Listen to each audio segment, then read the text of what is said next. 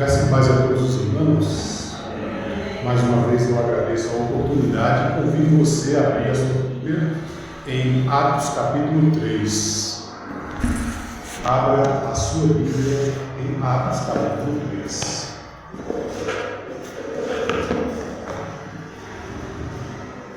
Atos dos Apóstolos capítulo 3, amém? Mais uma vez, gratidão à oportunidade de estar com vocês. É um prazer, uma alegria fazer para Jesus aquilo que Ele nos dá como talento, bom para fazer, não importa onde seja, né? A palavra de Deus diz que em tempo e fora de tempo anuncia a palavra. Então, sendo tempo ou sendo fora de tempo, a gente vai anunciando a palavra de Deus. E antes da gente entrar no texto, também quero aqui, eu sei que para muitos que estudaram no IUEC, isso aqui quebra algumas regras, mas eu quero dizer para vocês, irmãos, no coração, eu não tenho pretensões materiais quando eu estou pregando a palavra de Deus, não. Quero deixar claro que quando eu vim para cá em 1998, um garoto, solteiro, para fazer missões, eu vim apenas com a bolsa, com alguns livros e a minha Bíblia. Então não vim com pretensão de riqueza, já tenho consciência de fazer a obra de Deus. Era aquilo que diz lá em Mateus 10, de graça recebeste, de graça não. Então eu nunca tive essa pretensão de usurpar, de estar oprimindo a igreja, a congregação para que me desse uma oferta. Não tenho essa linha, certo? Não estou dizendo que a oferta é errada, mas eu não tenho essa linha, eu não faço esse tipo de prática. É uma coisa minha mesmo, certo? Não por vergonha, nem por orgulho, mas é porque eu entendo que Deus supre da forma como Ele quer. Então a gente não precisa estar barganhando, estar vendendo a palavra de Deus, tornando a palavra de Deus fosse um mercantil, fosse um comércio.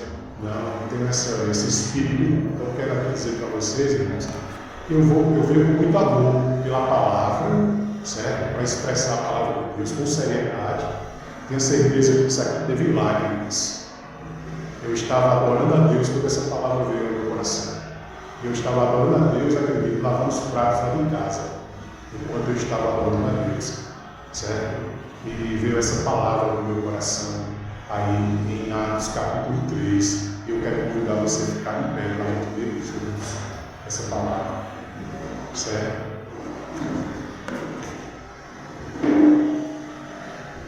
Pedro e João subiram ao templo para a oração da hora nona.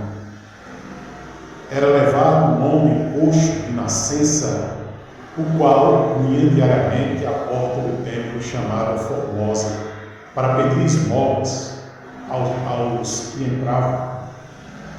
Vendo ele a Pedro e João que iam entrar no templo, implorava que lhe dessem uma esmola. Pedro, fitando juntamente com João, disse: olha para nós. Uma encarada, né? Olha para nós. Ele os olhava atentamente, esperando receber alguma coisa. Pedro, porém, lhe disse: não possuo nem prata nem ouro, mas o que tenho isso te dou. Em nome de Jesus Cristo Nazareno, anda.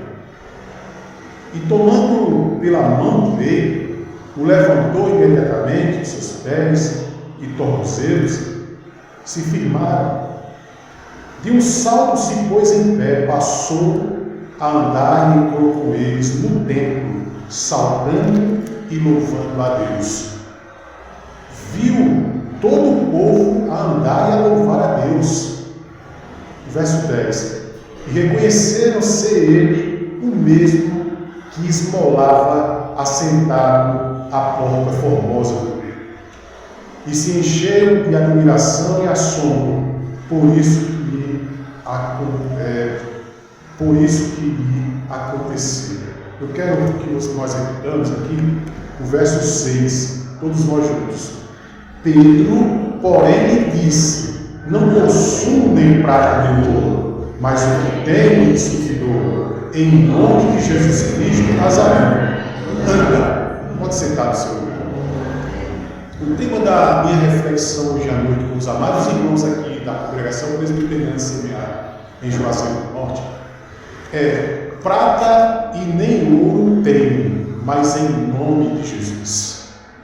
Ou seja, eu não vim aqui em meu nome, eu não vim aqui em nome do pastor Marcos Aurélio, com todo respeito ao pastor, nem em nome do presbítero Ramon Nilson, que pediu para substituí-lo. Eu não vim em nome das minhas vaidades, ou dos meus pecados, ou do meu orgulho, ou do meu título de pastor batista, da ordem dos pastores batistas do Brasil, qual fui ordenado em 2017. Eu não vim nisso, não vim nesse nome.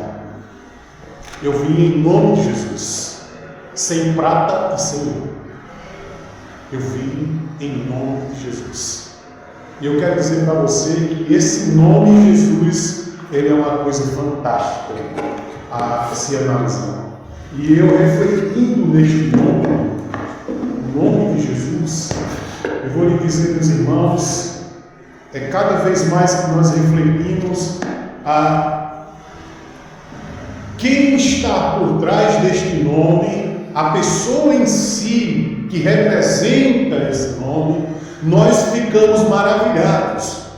Observe bem, o romanismo, a igreja romana, ela diz assim: o vicário de Cristo, se referindo ao Papa.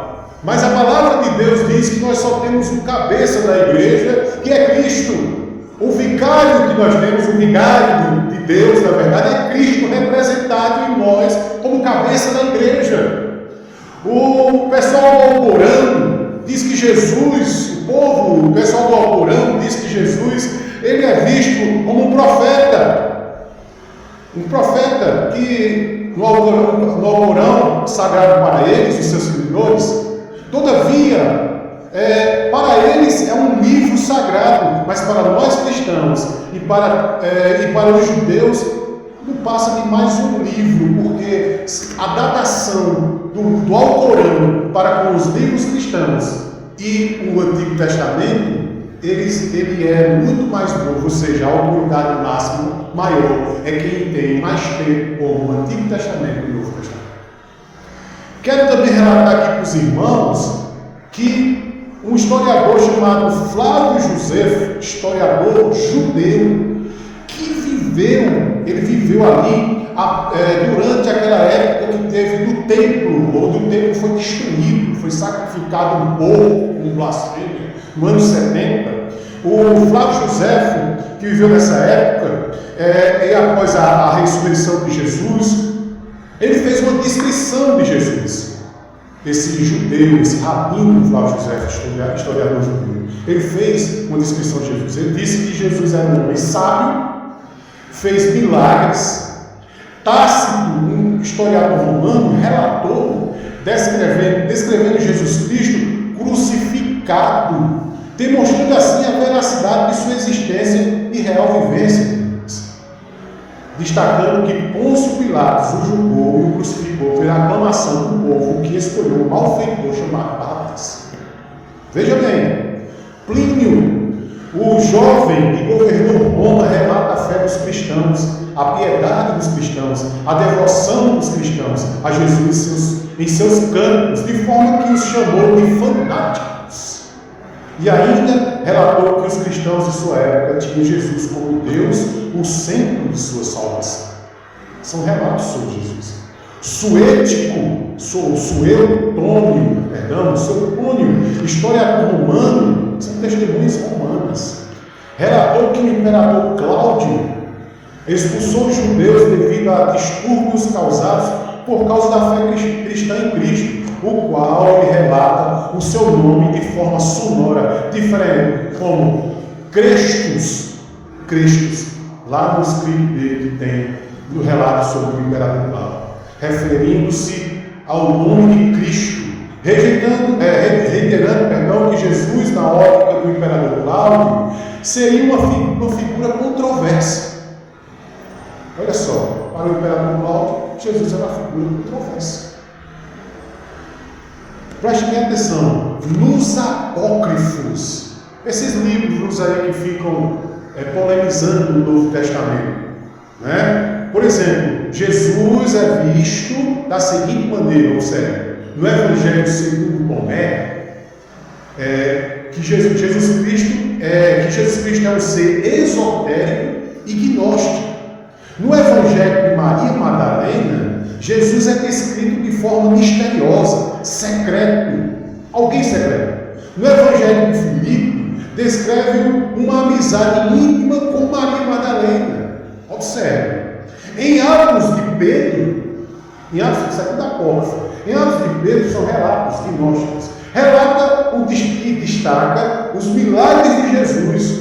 Porém, o Novo Testamento, que está em nossas Bíblias, na Bíblia Sagrada, relata Jesus como o Messias, como o Filho de Deus, o pão que desceu do céu, o Salvador, o caminho, a verdade e a vida, Emanuel, Deus conosco, a ressurreição e a vida, Alfa e Ômega, Rei dos Reis, Senhor dos Senhores, Servo, Filho de Davi, o Verbo encarnado de Deus, a videira verdadeira, o que é maior que o templo, o médico dos médicos, fonte de água viva, abrigo ao cansado e ao oprimido, descanso para os cansados, a verdade que liberta os cativos, o noivo, a cabeça da igreja. Preste bem atenção, o nome sobre todos os nomes, a graça de Deus, o Cordeiro Santo de Deus, o que reconcilia o mundo com Deus, o qual os demônios, os espíritos imundos se submetem, que está acima de todos os principados e potestades, tem olhos de fogo, pés reluzentes, aquele que era, que é e que há de vir, o príncipe da paz, a rosa de Saron, o lírio dos vales, aquele que nem Salomão em toda a sua glória conseguiu vestir-se como ele, o santo dos santos, a verdadeira arca da aliança, o tabernáculo de Deus entre os homens, a estrela da manhã, o Pai da eternidade, redentor, a lei de Deus encarnada, a árvore da vida, rio que jorra água do trono de Deus, segunda pessoa da Trindade. O nome dele é Jesus. Nem prata, nem ouro eu tenho, você tem, mas em nome de Jesus, em nome de Jesus tem um significado. Isso tem muito significado. Pedro tinha largado tudo, absolutamente tudo. Sua parentela, seu comércio, seu trabalho foi servir a Deus. Pedro está subindo ao templo após aquela quebra de trauma que Jesus fez. As 3 perguntas que ouvimos hoje no culto pela manhã. Tu me amas, Pedro? Tu me amas, Pedro? E finalmente ele diz a verdade. Tu sabes todas as coisas, eu sei nada. Tu é que sabes. No Antigo Testamento relata sobre ele, Jesus, que ele é o quê? Primeiro, que esmagou e esmaga a cabeça da serpente. O Antigo Testamento já inicia dizendo, lá no capítulo 3 de Gênesis, que Jesus é aquele que esmaga, não? Sabe, esmagou, esmaga e vai esmagar, e vai humilhar, e vai lançar para todo sempre, certo? No inferno. Que Jesus é o que esmaga a cabeça da serpente, é aquele que nos dá autoridade sobre os escorpiões, sobre os demônios, sobre os espíritos imundos. É Jesus Cristo que eu estou falando e apresentando a vocês esta noite. Como diz em Gênesis 3,15: e porém inimizade entre ti e a mulher, entre a tua semente e a sua semente, ele lhe ferirá a cabeça, e tu lhe ferirás o calcanhar. Jesus é este o qual Pedro olha para aqueles mulheres, a porta do templo, que está pedindo. Se você observar o texto, alguém conduzia ele até lá. Era tipo uma profissão. Era como se fosse um romeiro. Era como se fosse um mendigo que vivia na porta ali pedindo a esmola como uma profissão. E ele está lá e corriqueiramente as pessoas davam uma moeda, davam alguma coisa para ele. E teve a ocasião de Deus glorificar o santo nome dele, através do nome de Jesus. E diz assim, e quando ele diz assim, olhando passando Pedro e João, aquele nome, e ele diz assim, me deu uma esmola, Pedro e João olha para ele, olha para cá, me encara, olha para os meus olhos e olha, eu tenho uma coisa que eu quero lhe dizer. Eu não tenho nada nos meus bolsos, eu não tenho prata nenhuma, eu não tenho ouro nenhum, mas uma coisa eu tenho mais importante do que prata e ouro. Em nome de Jesus, levanta e anda. Isso tem muito significado. Tem muito significado. E nós vamos chegar lá, no final, o significado disso. Mas se você observar, aquele homem estava com uma vida miserável. Então no Antigo Testamento relata sobre ele, que ele é o que esmagou a cabeça da serpente. Certo? Como diz a palavra de Deus aqui, em 1 João capítulo 3, verso 8, sobre essa questão, ele esmagou. Aquele que pratica o pecado é o diabo, porque o diabo vem pecando desde o princípio. Para isso, o Filho de Deus se manifestou para quê? Para destruir as obras do diabo. Foi isso que Jesus fez, esmagou a cabeça da serpente, o diabo, ele humilhou, colocou, despojou ele debaixo dos seus pés e disse, olha, aqui quem reina sou eu. Quem está no comando sou eu, você está debaixo dos meus pés. Jesus o condicionou. Segunda coisa que nós vemos no Antigo Testamento sobre Jesus, se você quiser abrir aí a sua Bíblia, Daniel 7, 13 a 14, e acompanhar, Filho do homem. Segunda coisa, primeiro nós vemos aquele que esmagou a cabeça da serpente, e agora nós vemos no Antigo Testamento que ele é o Filho do homem. Jesus, aquele do qual Pedro abriu a boca, olhou para ele juntamente com João e disse, olha, uma coisa eu tenho, em nome de Jesus. Não é qualquer nome não, é em nome de Jesus. Em nome de Jesus. Prata ou ouro eu não tenho nem valor econômico, mas eu tenho uma coisa que é mais valorosa que qualquer coisa econômica. O nome sobre todo nome, o nome de Jesus. Então aqui no Antigo Testamento, o capítulo, o ponto 2, relatando aqui que Daniel fala que é filho do homem. Preste atenção. Eu estava olhando nas minhas visões da noite, e eis que vinha nas nuvens do céu um como filho do homem. E dirigiu-se ao ancião de dias, e fizeram chegar até ele. E foi-lhe dado o domínio, a honra e o reino, para que todos os povos, nações, línguas o servissem. O seu domínio é o quê? Domínio eterno, que não passará, e o seu reino tal, que não será destruído. Esse é Jesus, esse é Jesus, esse é o Senhor Jesus, que reina, não é parcialmente, que não reina por 4 anos, que não reina por algum tempo, reina eternamente, reina para todos sempre, como diz Mateus 18:11, o Filho do Homem veio para salvar o que se havia perdido. Esse é o seu reino, salvar o perdido para o seu reino eterno, porque ele tem o domínio, ele tem o poder, o reino dele é para sempre, o reino dele é para sempre. Uma terceira coisa, ele é o renovo, raiz, sem beleza. 3 coisas que nós vemos aí no texto de Isaías, se você quiser acompanhar a sua Bíblia. Isaías 53. Vamos acompanhar na palavra de Deus. Verso 1, depois do 3 ao 10.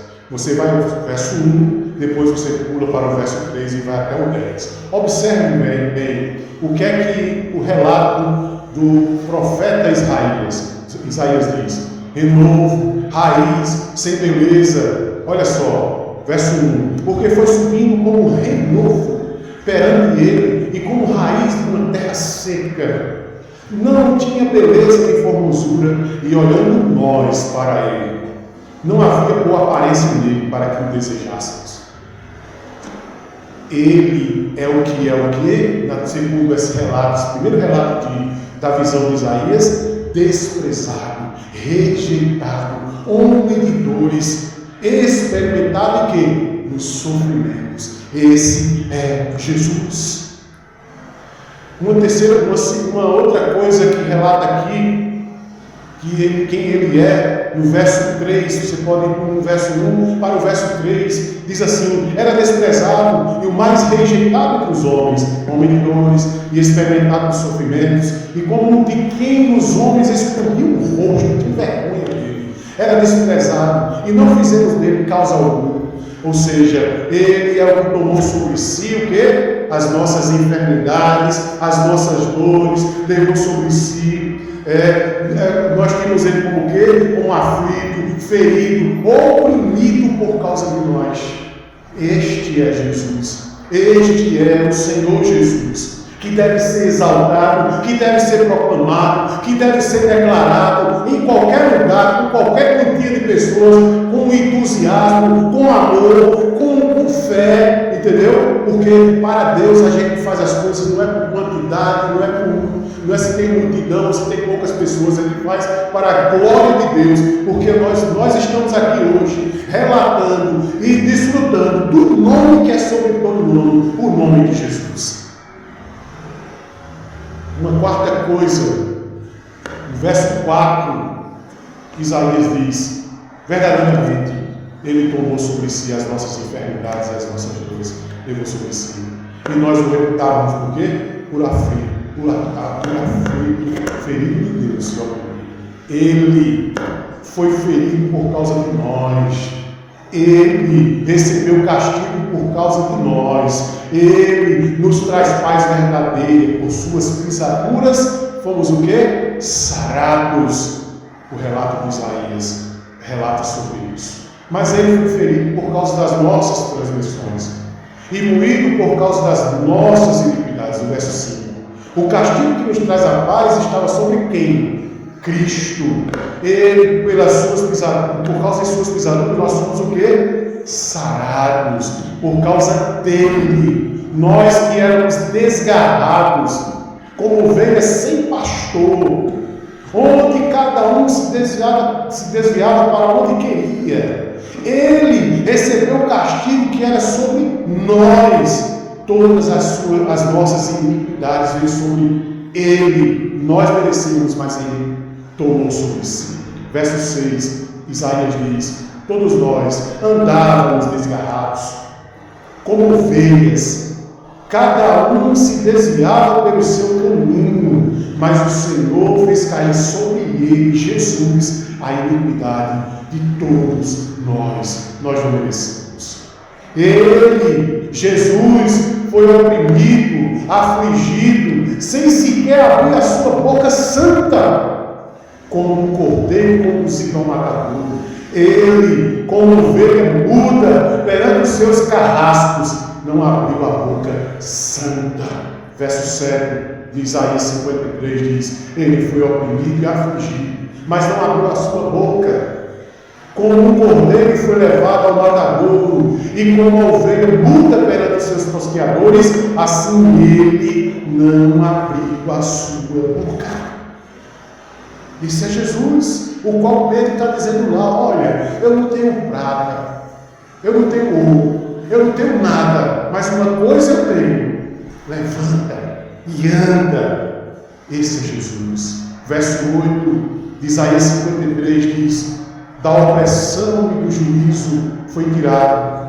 E quem contará o tempo da sua vida? Porquanto foi cortado da terra dos viventes, pela transgressão do meu povo, ele foi atingido. Ele, sendo santo, foi sepultado com ímpios, com o rico, sem cometer injustiça, nem engano havia em sua santa boca. Esse é Jesus. Verso 9 de Isaías 53 diz: e puseram a sua sepultura com os ímpios, e com o rico na sua morte, ainda que nunca cometeu injustiça, nem houve engano na sua boca. Para Deus, agradou quem? Castigá-lo, fazê-lo enfermar, para que? Expiar os nossos pecados. Verso 10 de Isaías 53 relata sobre isso. Todavia, ao Senhor agradou ele fazendo-o enfermar, quando a sua alma se puser por expiação do pecado, verá a sua posteridade, prolongará os seus dias, e o bom prazer do Senhor prosperará em sua mão. Agradou a Deus castigar o seu filho para nos salvar. É amor. O mundo, a religiosidade, enxerga, vê isso como um drama, como uma tristeza, faz a pessoa olhar para a cruz e dizer: estou tão triste quando eu vejo essa cena no filme, mas isso não é motivo de tristeza. Para nós que não somos do mundo, porque a sabedoria de Deus é loucura para o mundo, e a sabedoria do mundo é loucura para nós porque não presta. Eu quero dizer para você uma coisa nessa noite: a cruz para nós é símbolo de vitória, é símbolo de celebração. Agradou a Deus castigar o erro para nos salvar. Segundo ponto dessa noite: em qual Jesus a totalidade das pessoas estão crendo hoje? Isso é muito importante. Em qual Jesus a totalidade das pessoas estão crendo hoje? Pedro sabia de que Jesus ele estava falando. João, que estava com Pedro subindo para a oração, sabia de que Jesus ele estava falando. E a pergunta que não quer calar nessa noite para todos nós, nessa embarcação em que Cristo é o comandante, nessa noite, eu lhe pergunto: você sabe quem é o seu comandante? Você sabe quem é o seu Cristo? Você sabe quem é Jesus? Ou você apenas pensa que sabe? Preste atenção. A totalidade das pessoas creem em Jesus assim, estão crendo no que não se refere ao que a Sagrada Escritura afirma. Observe: um ser que se adequa aos meus padrões pessoais, ou seja, ao meu modo de andar, de pensar e de crer. Eu lhe pergunto: esse é Jesus? Um Jesus que a pessoa diz assim: não, eu penso que Deus é assim, eu acho que Jesus é desta forma. Será que ele é assim? Será que ele é uma formatação da nossa imaginação, né? Da nossa crença religiosa que vem, muitas vezes, do berço da religiosidade que recebemos dos nossos pais? Será que Jesus é um popstar? Será que Jesus é um popstar, uma estrela? Um John Lennon, cabelo grande, barro, charmoso, musculoso? Será que Jesus é este? Será que Jesus é uma figura emblemática, carismática, que agrada a todo mundo e nunca desagrada a ninguém? Será que Jesus é uma formatação do Papai Noel que só serve para me dar bênçãos, presentes? Será que é essa forma que eu tenho na minha ótica, na minha interpretação? Falam todos nós. Será que nós não pensamos um Jesus diferente do que a Sagrada Escritura pensa? Deus revelou a Isaías o que ele era quando ele veio como ser humano. Deus revelou a João no Apocalipse como ele estava após a sua ascensão no céu. Deus revelou aos apóstolos e a todos da sua época como ele andava, com o que ele comia, o que ele falava, como ele morreu, como ele ressuscitou. A Bíblia relata quem é Jesus. Quais eram as suas motivações? Quais eram os seus sentimentos? Quais eram as suas inclinações? Qual era a sua missão? Para que ele veio? Porque o nome dele é Jesus. Ele é o Filho de Deus. Por isso que o apóstolo Pedro, juntamente com João, subindo ao templo, ele disse assim: olha, preste atenção, eu não tenho prata nem ouro, mas eu tenho uma coisa para lhe dar. Em nome de Jesus. E é este Jesus que nós estamos falando essa noite. João capítulo 7, versos 16 a 17, diz assim: respondeu-lhe Jesus: o meu ensino não é meu, e sim daquele que me enviou. Se alguém quiser fazer a vontade dele, que é Deus, conhecerá a respeito da doutrina da doutrina se ela é de Deus ou se eu falo por mim mesmo. Ou seja, as pessoas que pensam num Deus, num Jesus qualquer, de qualquer forma, eu penso que ele é assim, eu penso que ele é um sufista, eu penso que ele é um esquerdista, eu penso que ele é um revolucionário, eu penso que ele é cabelo curto, barba longa e tal, e começa a traçar perfil. Eu acredito que esse Jesus que eu creio é um Jesus que eu penso, que eu relato assim, que mesmo eu fazendo coisas erradas, ele passa a mão na minha cabeça e aceita do jeito que eu sou. Está aqui Jesus respondendo a pergunta deste que está crendo assim. Respondeu Jesus: o meu sim não é meu. Sim daquele que me enviou. Se alguém quiser fazer a vontade dele, conhecerá a respeito da doutrina. Se ela é de Deus ou se eu falo por mim mesmo. Ou seja, quer conhecer Jesus, vai ter que mergulhar nos evangelhos, conhecer a doutrina de Deus que está relatada através dele, na palavra.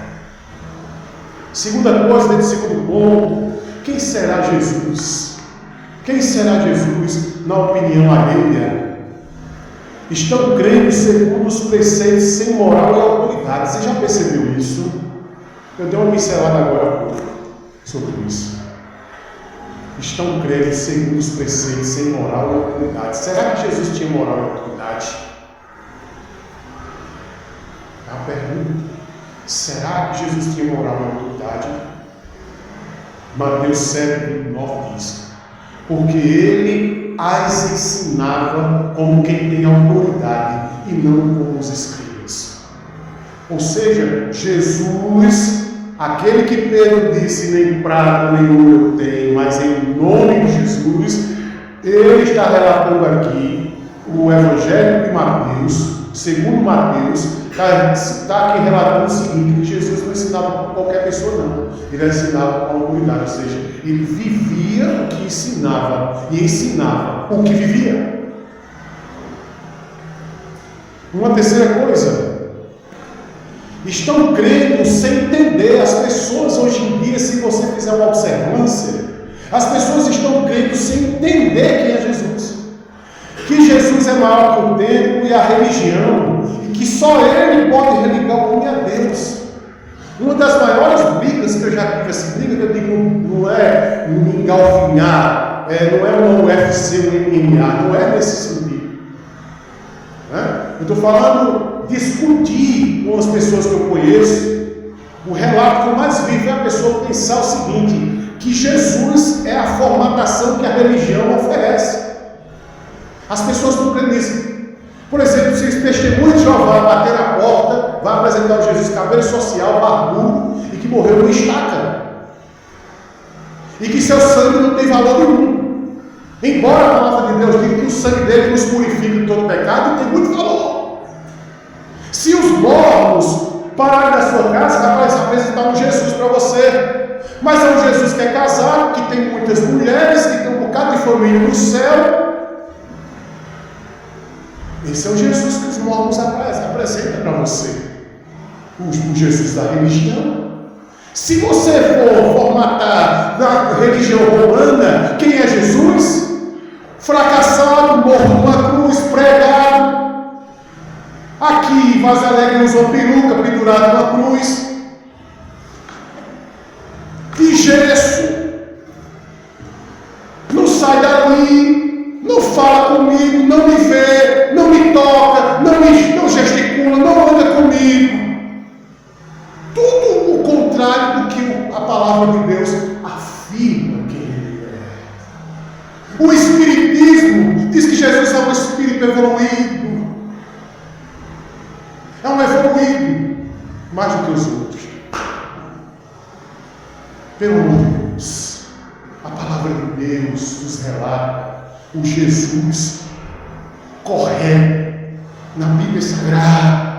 Um Jesus que não é um profeta qualquer como os muçulmanos lá o Corão diz, então apenas um profeta. E não, Jesus não era só um profeta, não, era Deus também. Emanuel, é Deus conosco. Que Jesus a religião oferece. E eu quero dizer para você, por Jesus que a religião oferece, não é o Jesus que nós cremos na palavra de Deus. Outra coisa que eu digo a essa pessoa: Às vezes, muitas vezes eu tenho que aconselhar ela na minha intimidade. Religião não morreu por você, irmãos. Vamos repetir aqui nós, para a gente gravar isso aqui, para ficar a palavra de Deus. Primeira coisa, diga assim: o Jesus que eu creio é o que está na Sagrada Escritura. Aí você diz a segunda coisa assim: eu não creio que a religião morreu numa cruz para me salvar. Lógico, mas as pessoas não pensam nisso. As pessoas estão entendendo assim, que a religião é um anexo para a vida eterna. Está tudo errado. Islã prega isso, catolicismo prega isso, espiritismo prega isso, mormonismo prega isso, testemunho de Jeová prega isso, congregação prega isso. Quem é religioso tem que se seguir. Para que serve? Deixa eu ver observando aqui. Para que serve nós igreja? Para que serve? Você sabe? Você sabe para que serve a igreja? Adorar a Deus, edificar-se na fé, entendeu? Ser treinado para proclamar o Evangelho às pessoas. Essas três coisinhas básicas, é para isso que está aqui. Se quando você está aqui, quando você não está aqui, o que é que isso aqui é? Um prédio. Você é que é a morada do Espírito Santo. Lembre disso. Deus lhe fez morada, santuário no Espírito dele. Ou seja, isso aqui só tem vida, só tem presença de Deus se você estiver aqui. Se não estiver aqui, é vazio, cadeiras vazias. É isso. Por isso a importância de saber que quem nos religa a Deus está em João 14,6, que todo mundo sabe de qual quem evangeliza. Disse-lhe Jesus: eu sou o caminho, a verdade e a vida. Ninguém vem ao Pai senão por mim. Quem é que religa a Deus? Religião. Por que as pessoas caem na conversa do mini Cristo, aquele senhor que mora lá no Brasil e diz que é Jesus? Por quê? Porque as pessoas têm a percepção, a concepção de que a religião, de que o ser é quem religa ele a Deus. Por isso que elas não são libertas, não caem as escamas dos olhos para enxergar. Que nem quem nos religa a Deus é uma pessoa, a segunda pessoa da Trindade, é Cristo. É Ele que faz a nossa conexão com Deus, que diz a palavra, Ele nos reconciliou com Deus, o mundo com Deus. Foi Jesus, não foi uma religião. A religião existe quando ela presta, quando ela tem valor, os princípios da palavra de Deus para nos edificar, para a gente adorar a Deus e para a gente proclamar a palavra da fé. É isso. Por isso que tem religião, você vê os escândalos, porque não olha para uma pessoa, que é Cristo, a pessoa, né? Destaca, a pessoa Cristo, olha para as pessoas, e para o nome da religião, para o estilo da religião. Por que as pessoas caem? Porque elas olham para a religiosidade. Não é? Como hoje, com esses dias, o escândalo, o falso pastor vestido de mulher para dizer que estava investigando alguma coisa. Isso é a religiosidade. Nunca teve um encontro com Jesus esse homem. Porque se ele tivesse um encontro com Jesus, entendeu? Ele não agiria de forma tão mentirosa quanto aos seus desejos pecaminosos. Quem é Jesus, de fato? Quem é Jesus? Terceira coisa nessa noite. Quem é Jesus, de fato? É Emanuel, Deus conosco.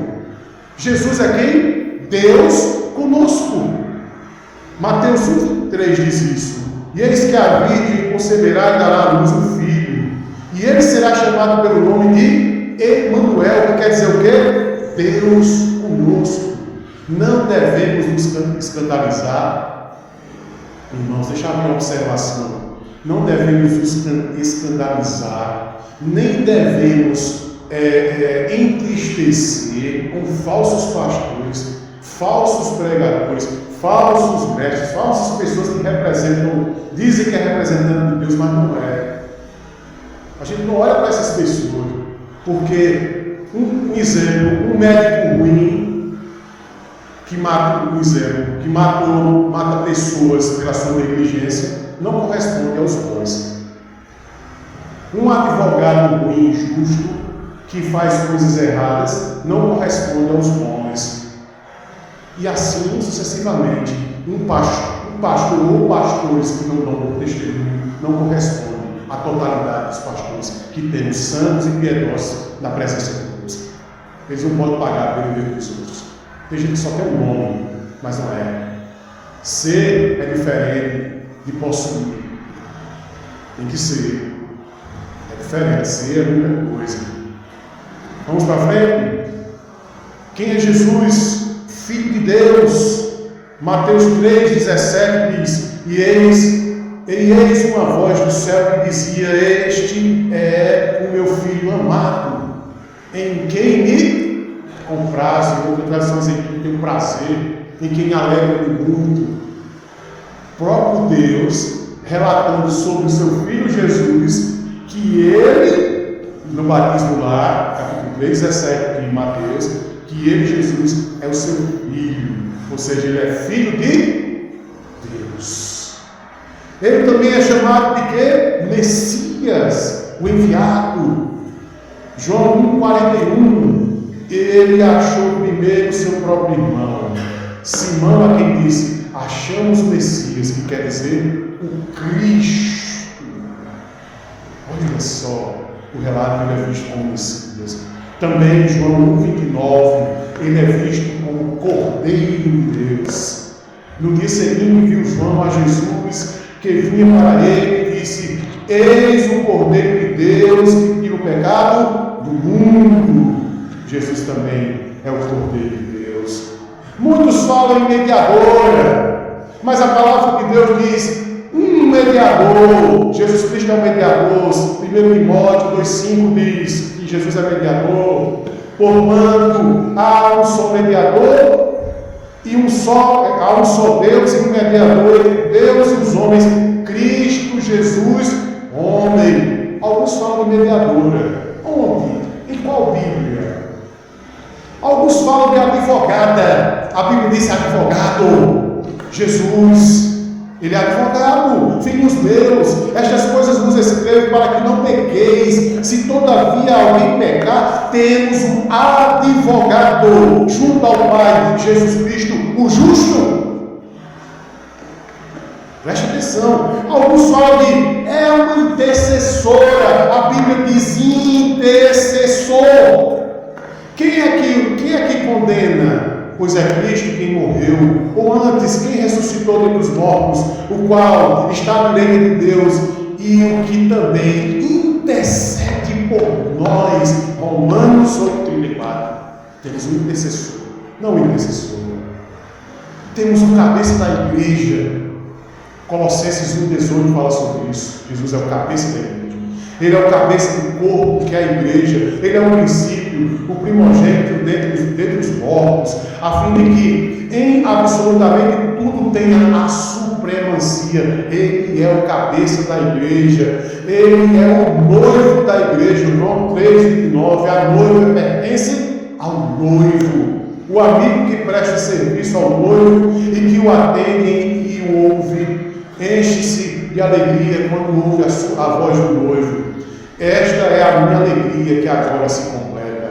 Por isso, por causa disso, todas essas formatações corretas sobre Jesus, todos esses títulos sobre Jesus, tudo que ele é muito mais, o apóstolo Paulo disse assim. Olha o que o apóstolo Paulo disse, exaltando ele no cântico: porque dele, e por ele, e para ele são todas as coisas. Glória, pois, a ele eternamente. Amém. Paulo cantou. Quem era ele? Mediador, intercessor, advogado, Cristo, Messias, Deus, Ele. Para terminar, irmãos, nem prata e nem ouro tenho, mas em nome de Jesus. Uma quarta coisa essa noite. Pedro, porém, lhe disse: não possuo nem prata nem ouro, mas que tenho, isso te dou, em nome de Jesus Cristo Nazareno, anda. A oportunidade desafiante da fé em nome de Jesus está com aqueles aqueles que verdadeiramente creem. Notou? O texto do capítulo 3 de Atos nos remete a pensar que a oportunidade desafiante da fé, em nome de Jesus, está com aqueles que verdadeiramente creem. Se você verdadeiramente crê em Jesus, você vai ter a oportunidade de exercer a sua fé em nome de Jesus. Uma outra coisa, um homem à porta do templo mendigava o favor de Deus econômico. Mas Deus lhe deu algo mais que apenas sua cura, o nome de Jesus. Deus deu algo mais, muito maior, muito mais sublime, o nome de Jesus, acima de qualquer coisa econômica. O homem louvou a Deus, você pode observar, o homem louvou a Deus por sua cura, apresentou-se no templo fazendo o quê? Glorificando a Deus. Ele glorificou a Deus, ele exaltou a Deus, porque Deus lhe deu a cura e ele conheceu aquele que tem um nome poderoso para fazer muito mais do que pensamos e imaginamos, como diz a palavra. O templo ainda é um local de louvar a Deus por suas maravilhas, local de orações, local de glorificar a Deus, local onde nossas deficiências podem ser resolvidas. Observe, o templo é um local de louvar a Deus, de orações, mas também de Deus tratar as nossas deficiências perante Ele, como fez aquele homem com aquele homem deficiente. Aquele homem deficiente simboliza nós, que temos nossas lutas, nossos traumas, nossas dores, nossos sofrimentos, e nós vamos para a casa dele louvar, buscar, orar, para que ele haja nas nossas deficiências. A prata e o ouro não são determinantes para ser cheio do Espírito Santo. Prata e ouro não é sinal de que a pessoa é cheia do Espírito Santo. Não. Podemos nada possuir economicamente, mas tendo Jesus, nós temos o quê? Tudo. Absolutamente tudo. As condições de um homem, de um bom caráter em Cristo, são mais valiosas do que o ouro e a prata. Pedro e João entenderam muito bem isso. Eles foram covardes antes dessa ocasião. Pedro tinha prometido que estava com Jesus em qualquer ocasião, se acovardou. E os outros já tinham se acovardado antes dele. Mas Pedro e João entenderam o valor do nome de Jesus, que tinha mais valor do que prata, do que ouro. Podemos nada ter para oferecer, todavia, se temos Jesus Cristo, oferecemos alguém mais sublime, algo mais valioso, algo que o mundo não pode ofertar. O mundo não pode ofertar uma coisa mais valiosa, mais sublime que existe em todo o universo, seja espiritual, seja esse da terra. O nome de Jesus. Sublime nome. Portanto, para terminar, meus irmãos, que Cristo seja o nosso ouro, a nossa prata, a nossa maior e sublime oferta, que Ele seja o mais caríssimo a ser oferecido às pessoas. Amém? Vamos orar agradecendo ao Senhor por esse momento.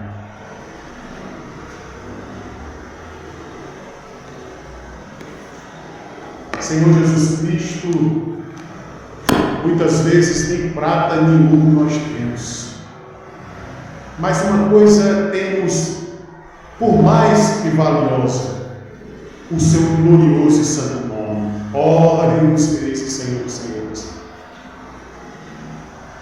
Deus Emanuel, Príncipe da Paz, o Senhor que tem um nome que é mais valoroso do que qualquer posição, do que qualquer economia, do que qualquer coisa que existe na face da terra. Senhor Jesus, nessa noite queremos agradecer, porque o Senhor nos deu como valor que não tem como pagar o seu santo nome. Nós carregamos o seu santo nome porque somos teus. Nós temos o teu santo nome porque somos teus. Um nome sobre todo nome. um nome que as trevas se submetem, um nome que os demônios se submetem, um nome que está acima dos principados e potestades, um nome que realiza coisas que nada, nem prata, nem ouro, nem riqueza alguma, nem posição alguma pode realizar. É o nome de Jesus. É o nome de Jesus.